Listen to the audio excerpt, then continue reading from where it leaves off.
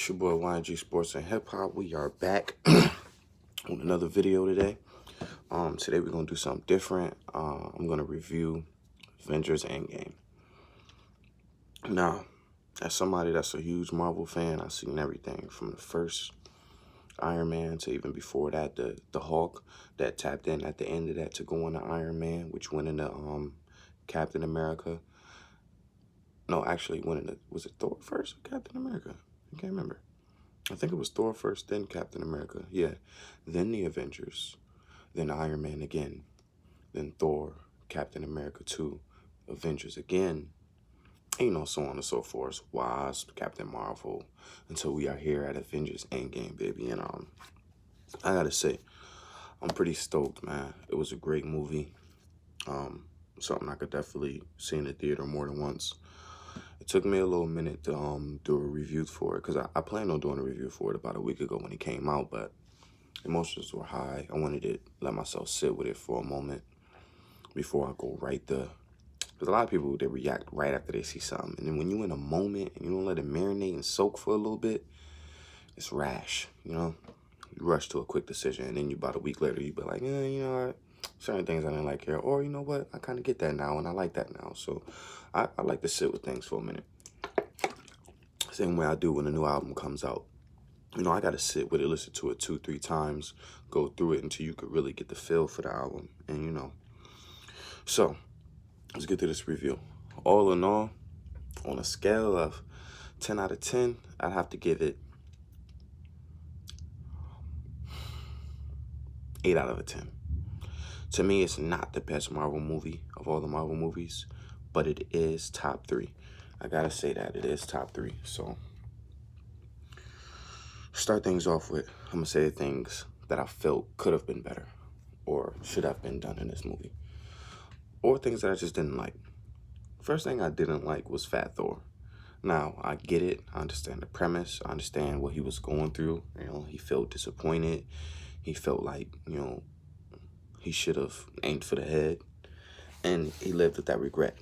But nonetheless, who wants to see Thor as a potbelly running around?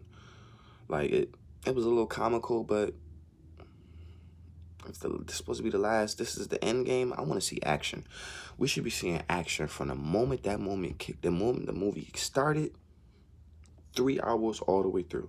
And me personally, I feel like the action didn't get too amazing until the end, the final battle, which one of the best ever cinematic scenes ever, one of the best battles ever, one of the best CGIs moments ever, one of the best movie moments ever, man. We'll touch on that later, but dislikes for right now. So I felt like it could have been a lot more action. I didn't like Potbelly Thor. It was comical at moments, yes, but I would have preferred to see Thor at his best. To see him going toe-to-toe at his best with Thor would have been a sight to see. Though it was a lot of action in that final scene. I guess I got what I wanted in the end, but I wanted more of it. I felt like with the culmination of all these movies, it should have just been a mega shit show of action everywhere. Deaths. I'm not gonna lie. Not too hurt by Black Widow's death. Really not. But the Iron Man, they couldn't have found a more perfect way to see him off yet. As an Iron Man fan, I'm just disappointed to see him go, man. I feel like there were other ways they could have did it. Even if Robert didn't want to star in another movie, they could have gave him a background role. I'm pretty sure he would have took that. If they would have kept him being a mentor like he was in Spider-Man, in the Spider-Man movie, how he was, he wasn't in the movie, but he was there enough for you could feel his presence. Enough to, you got to show respect to Iron Man. He's a mentor. He's the brain of this shit. He's the beginning of this shit. I feel like they could have kept him around for that in movies. He could have been a mentor. He could have kept mentoring Spider-Man. He could have been, somebody people would come to when they need help, tech-wise, or just knowledge, or mentoring. He could have mentored the next generation of young superheroes. Like, Tony could have been like that father figure where he kind of just oversee things, where he not out there doing it no more. He just like the boss, or he like grandpa. He out there chilling. And when you need the knowledge or you need to come holler at him, you go holler at him.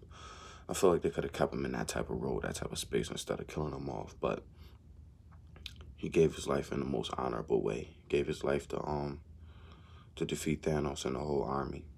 Wiped them clean, baby. So I can't hate on that. It's just a little disappointing. You know, who doesn't want to see Robert Downey Jr. in more Marvel movies, you know?